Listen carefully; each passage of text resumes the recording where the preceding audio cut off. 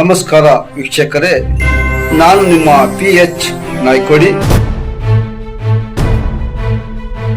ಕಲಬುರಗಿ ಜಿಲ್ಲೆಯ ಯಡ್ರಾಮಿ ತಾಲೂಕಿನ ಕೋನಸಿರಸಗಿ ಕ್ಷೇತ್ರದಲ್ಲಿ ಪರಮಪೂಜ್ಯ ಶ್ರೀ ಶ್ರೀ ಶ್ರೀ ವಿವೇಕ ಚಿಂತಾಮಣಿ ಮಹಾರಾಜರು ಲೋಕ ಕಲ್ಯಾಣಾರ್ಥವಾಗಿ 6 ತಿಂಗಳು 11 ದಿನಗಳ ಪರ್ಯಂತರ ಉಪವಾಸ ಹಾಗೂ ಮೌನ ಅನುಷ್ಠಾನದ ಮಹತ್ವದ ಕಾರ್ಯಕ್ರಮವನ್ನು ಕೈಗೊಂಡಿದ್ದಾರೆ. ಈ ಪವಿತ್ರ ಕಾರ್ಯಕ್ರಮದ ಅಂಗವಾಗಿ ಆಯೋಜಿಸಲಾದ ಧಾರ್ಮಿಕ ಸಭೆಯಲ್ಲಿ ಸಿದ್ದು ಯಂಕಂಚಿ ವಕೀಲರು ಮುಖ್ಯ ಅತಿಥಿಗಳಾಗಿ ಭಾಗವಹಿಸಿ ಮಾತನಾಡಿದರು. ಅವರು ಧರ್ಮಸಭೆ ಹಾಗೂ ಮೌನ ಅನುಷ್ಠಾನದ ಆಧ್ಯಾತ್ಮಿಕ ಮಹತ್ವವನ್ನು ವಿವರಿಸಿ ಮಾನವ ಜೀವನದಲ್ಲಿ ತ್ಯಾಗ, ಸಹನೆ ಹಾಗೂ ಸನ್ಮಾರ್ಗದ ಅಗತ್ಯತೆಯನ್ನು ಒತ್ತಿ ಹೇಳಿದರು. ಇಂತಹ ಅನುಷ್ಠಾನಗಳು ಸಮಾಜದಲ್ಲಿ ಶಾಂತಿ, ಸೌಹಾರ್ದತೆ ಮತ್ತು ಸರ್ವಜನ ಹಿತಕ್ಕಾಗಿ ಪ್ರೇರಣೆಯಾಗುತ್ತವೆ ಎಂದು ಅವರು ಅಭಿಪ್ರಾಯಪಟ್ಟರು. ಈ ಸಂದರ್ಭದಲ್ಲಿ ಶ್ರೀ ಪರಮಪೂಜ್ಯರು ಹಾಗೂ ಭಕ್ತರು, ಗ್ರಾಮಸ್ಥರು, ಸುತ್ತಮುತ್ತಲಿನ ಹಳ್ಳಿಯ ಜನರು ಹೆಚ್ಚಿನ ಸಂಖ್ಯೆಯಲ್ಲಿ ಭಾಗವಹಿಸಿದ್ದರು. ವಿವೇಕ ಚಿಂತಾಮಣಿ ಮಹಾರಾಜರು ಲೋಕ ಕಲ್ಯಾಣಾರ್ಥವಾಗಿ 6 ತಿಂಗಳ 11 ದಿನಗಳ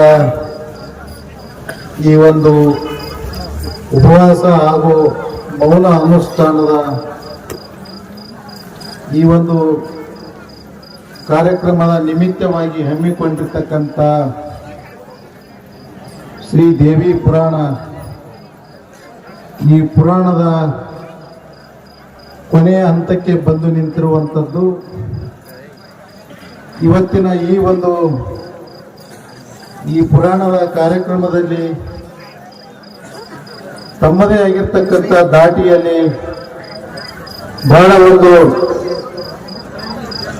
ಕಂಚಿನ ಕಂಠದಿಂದ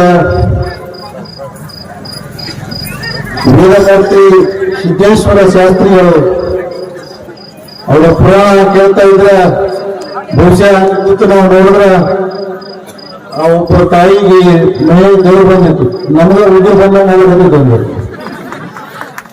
ಅಂತ ಒಂದು ಅದ್ಭುತವಾಗಿರ್ತಕ್ಕಂಥ ಕಂಠದ ಮೂಲಕ ಇಡೀ ಗ್ರಾಮವನ್ನ ಒಂದು ಭಕ್ತಿ ತಾಣವಾಗಿ ನಿರ್ಮಿಸಿರ್ತಕ್ಕಂಥ ಸಿದ್ದಯ್ಯ ಶಾಸ್ತ್ರಿಗಳಲ್ಲಿ ಹಾಗೂ ಅಷ್ಟೇ ಒಂದು ಸುಸ್ರಾರವಾಗಿ ಗಾನವನ್ನು ಪಡಿಸುವಂತ ಶರಣಕುಮಾರ ಸೋಮನಾಥ್ ಯಾಳಿಗೆ ಅವರಲ್ಲಿಯೂ ಹಾಗೂ ತಬಲಾ ವಾದಕರಾದಂಥ ಆಕಾಶ್ ಹೆಗ್ಡೆ ಅವರಲ್ಲಿಯೂ ಕೂಡ ಹಾಗೂ ಈ ವೇದಿಕೆ ಮೇಲೆ ಆಸೀನರಾಗಿರ್ತಕ್ಕಂಥ ಎಲ್ಲ ಪರಮ ಪೂಜ್ಯರು, ಯಾಕಂದ್ರೆ ಸಮಯ ಅವಾಗ ಹೆಚ್ಚಿಗೆ ಮಾತಾಡೋದು ಮತ್ತ ಬೇರೆ ರೀತಿ ಪಡ್ಕೊಳ್ತದ್ದು, ಪರಮ ಪೂಜ್ಯರಲ್ಲಿಯೂ ಹಾಗೂ ನಮ್ಮೊಂದಿಗೆ ಆಗಮಿಸಿರ್ತಕ್ಕಂಥ ಆತ್ಮೀಯ ಸಹೋದರರಾಗಿರ್ತಕ್ಕಂಥ ಶಿವಾನಂದನ ದಾಮೋದರರಾಗಿರಬಹುದು,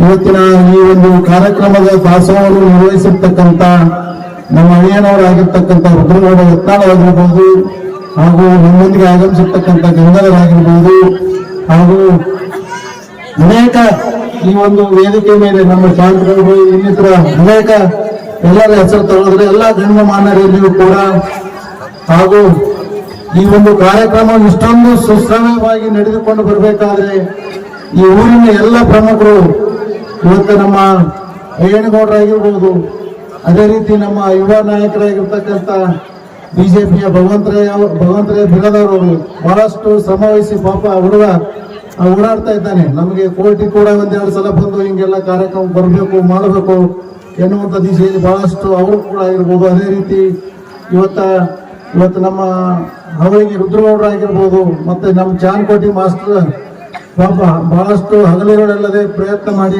ಈ ಕಾರ್ಯಕ್ರಮದಲ್ಲಿ ದುಡಿತಾ ಇದ್ದಾರೆ. ಈ ಊರಿನ ಎಲ್ಲರೂ ಕೂಡ ನನಗೆ ಪ್ರತಿಯೊಬ್ಬರು ಕೂಡ ಇವತ್ತು ನಮ್ಮ ದೇವೇಂದ್ರಪ್ಪ ಹಚ್ಚಳ ಆಗಿರ್ಬೋದು, ಹೀಗೆ ಅನೇಕ ಈ ಊರಿನ ಪ್ರತಿಯೊಬ್ಬರು ಕೂಡ ನನಗೆ, ಪ್ರತಿಯೊಂದು ಮನೆಯವರು ಕೂಡ ಎಲ್ಲ ಧರ್ಮದವರು ಕೂಡ ನನಗೆ ಪರಿಚಯ ಇದ್ದಾರೆ, ನಾನು ಕೂಡ ಅವರಿಗೆ ಪರಿಚಯ ಇದ್ದೇನೆ. ಆದರೆ ಎಲ್ಲರ ಹೆಸರು ತಗೊಳಕ್ಕೆ ಇಲ್ಲಿ ಆಗೋದಿಲ್ಲ. ಯಾಕಂದ್ರೆ ಇವತ್ತು ಎಲ್ಲ ಈ ಊರಿನ ಜನತೆ ಯಾವ ರೀತಿ ಕೆಲಸ ಮಾಡ್ಲಕತ್ತಾರ ಅಂತ ಕೇಳಿದ್ರೆ, ಯಾವ ರೀತಿ 12ನೇ ಶತಮಾನದಲ್ಲಿ ಅಣ್ಣ ಬಸವಣ್ಣನವರು ಹೇಳಿರ್ತಕ್ಕಂತೆ ಇವ ನಾರಿವ ಯಾರವನೆಂದು ಅನಿಸದಿರಯ್ಯ, ಇವ ನಮ್ಮವನೆಂದು ಎನಿಸಯ್ಯ, ಕೂಡಲ ಸಂಗನ ಶರಣರ ಮನೆಯ ಮಗನೆಂದೆನಿಸಯ್ಯ ಎನ್ನುವಂತ ರೀತಿಯಲ್ಲಿ ಯಾವುದೇ ಜಾತಿ ಮತ ಪಂಥವಿಲ್ಲದೆ ಅತ್ಯಂತ ಒಂದು ಒಳ್ಳೆಯ ಒಂದು ಕಾರ್ಯಕ್ರಮವನ್ನು ಮಾಡ್ತಿರ್ತಕ್ಕಂಥ ಗ್ರಾಮ ಯಾವುದಾದ್ರೂ ಇದ್ರೆ ಅದು ಕೋಣಸಿರಿಸಿ ಗ್ರಾಮ ಎನ್ನುವಂತ ಮಾತನ್ನ ಇವತ್ತಿನ ದಿವಸ ಹೇಳಬೇಕಾಗ್ತದೆ. ಬಹುಶಃ ತಮ್ಗೆಲ್ಲ ಗೊತ್ತಿರಬಹುದು, ನಾವೆಲ್ಲ ಒಂದು ದಿವಸ ಒಂದು ಊಟ ಬೆಳಿಗ್ಗೆ ನಮ್ಗೆ ಸರಿಯಾಗಿ ನಾಷ್ಟ ಮಾಡಿಕೊಡ್ಲಿಲ್ಲ ಅಂದ್ರೆ ಸಾಯಂಕಾಲ ಬಂದು ಮನೆಗೆ ನಾವು ಜಗಳ ತೆಗಿತೀವಿ, ಬೆಳಿಗ್ಗೆ ನಮ್ಗೆ ನಾಷ್ಟ ಆಗಲಿಲ್ಲ ಅಂತೇಳಿ. ಆದ್ರೆ ಇವತ್ತ 6 ತಿಂಗಳ 11 ದಿವಸಗಳ ಕಾಲ ಉಪವಾಸ ಇರೋದಂದ್ರೆ ಇದು ಸಾಮಾನ್ಯ ಮಾತಲ್ಲ.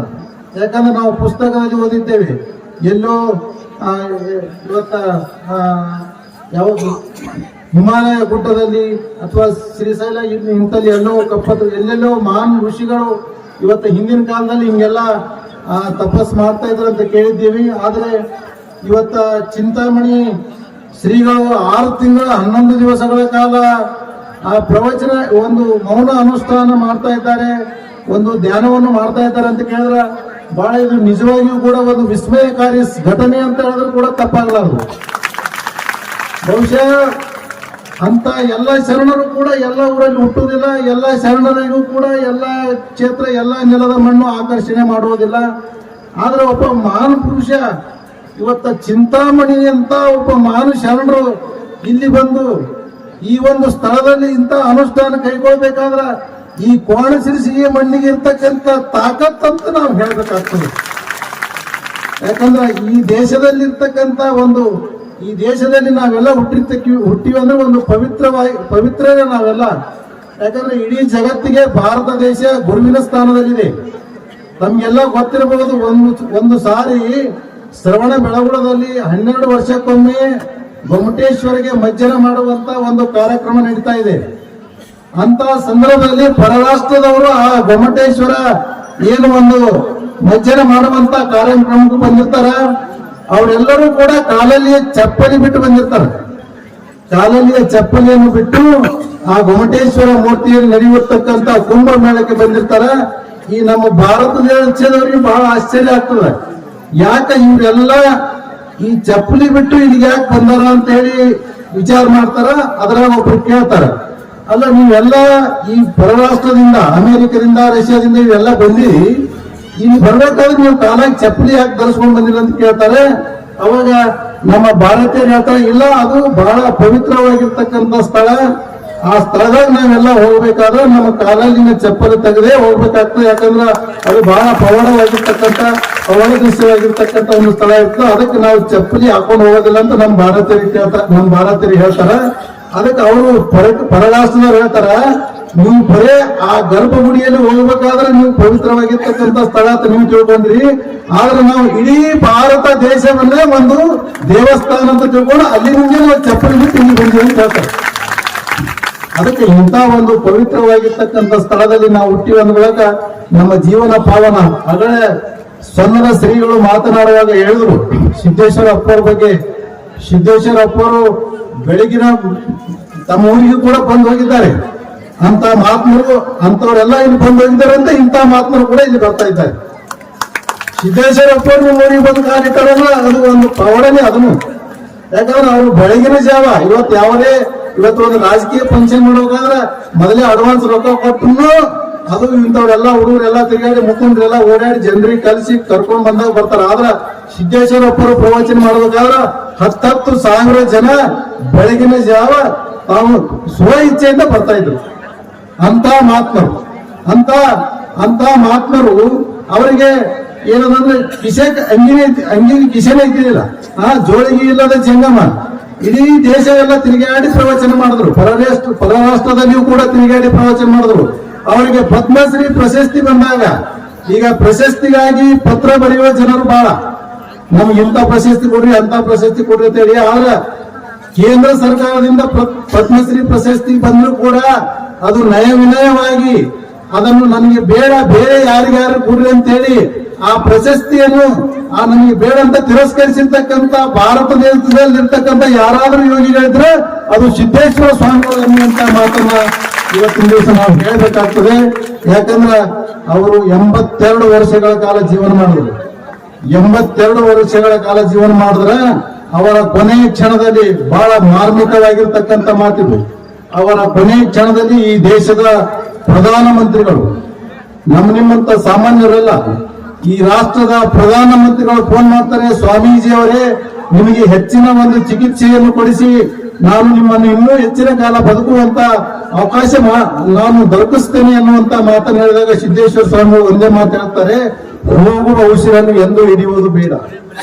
ಹೋಗ್ತಾ ಇದೆ ಹೋಗ್ಲಿ, ಆ ಹೋಗುವಂತ ಉಸಿರನ್ನು ಹಿಡಿಯುವುದು ಬೇಡ ಅನ್ನುವಂತ ಮಾತನ್ನ ಇವತ್ತು ಸಿದ್ದೇಶ್ವರ ಸ್ವಾಮಿಗಳು ಹೇಳ್ತಾರೆ. ಅದಕ್ಕೆ ಮನುಷ್ಯರಲ್ಲಿ 2 ಪ್ರಕಾರ, ಒಬ್ಬರು ಮನುಷ್ಯರು, ಇನ್ನೊಬ್ಬರು ಮಹಾತ್ಮರು. ನಾವೆಲ್ಲ ಮನುಷ್ಯರು. ಯಾಕಂದ್ರ ಇವತ್ತ ನನಗೆ ನಮ್ಮ ಅಪ್ಪನ ಹೆಸರು ಗೊತ್ತದ, ನಮ್ಮ ಮುತ್ತನ ಹೆಸರು ಗೊತ್ತದ.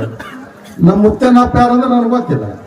ನಮ್ಮ ಅಪ್ಪನ ಹೆಸರು ಬಸಲಿಂಗಪ್ಪನ ಅಪ್ಪನ ಹೆಸರು ಸಿದ್ದಪ್ಪನ ಅಪ್ಪ ಯಾರು ನನಗೆ ಗೊತ್ತಿಲ್ಲ.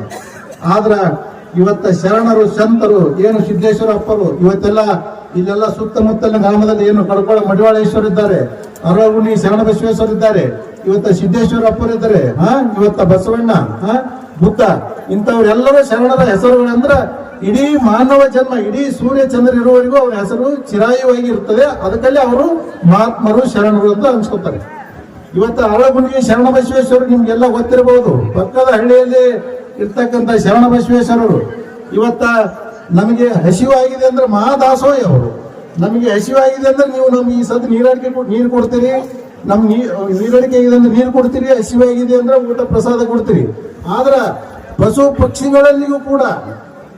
ಪಕ್ಷಿಗಳಿಗೂ ಕೂಡ ನಮ್ಮಂತೆ ಅವುಗಳಿಗೂ ಕೂಡ ಬಾಯಾರಿಕೆ ಇದೆ, ನೀರಡಿಕೆ ಇದೆ ಎನ್ನುವಂತ ಮನೋಭಾವನೆಯನ್ನು ತಾಳಿ ದಾಸೋಹ ಎನ್ನುವಂತ ಶಬ್ದಕ್ಕೆ, ದಾಸೋಹ ಎನ್ನುವಂತ ನನಗನಿಸಿದ ಮಟ್ಟಿಗೆ ಈ ಕ್ಷೇತ್ರ ಇಷ್ಟೇ ಆಗಿ ಉಳಿದಿಲ್ಲ.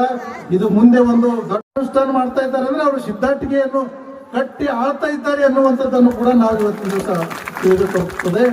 ಇಂಥ ಒಂದು ಪವಿತ್ರ ಈ ಒಂದು ಸ್ಥಳ, ಇದು ಎಲ್ಲ ಕೋಣಶಿರ್ಸಿಗೆ ಜನರಿಗೆ ಸಿಕ್ಕಂತ ಸೌಭಾಗ್ಯ.